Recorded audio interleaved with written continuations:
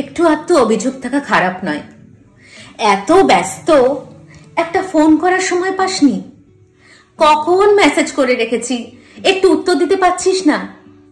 যা, কালকেও দেখা করতে পারবি না? কি রে, একটু সময় বার করতে পারবি না? এই ছোট্ট ছোট্ট অভিযোগগুলোতে কখনো বিরক্ত হতে নেই। বিরক্ত না হয়ে বরং বোঝার চেষ্টা করতে হয় যে এগুলো আছে, তার কারণটা হলো উল্টো দিকের মানুষটি আপনার অনুপস্থিতিকে অভ্যেস করতে চাইছে না।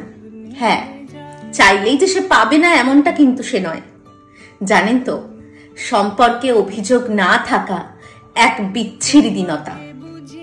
যেদিন আপনার অনুপস্থিতি থাকবে কিন্তু এই অভিযোগগুলো থাকবে না, সেদিন এই অভিযোগগুলো আর অভিযোগকারীর কথা সব থেকে বেশি মনে পড়বে।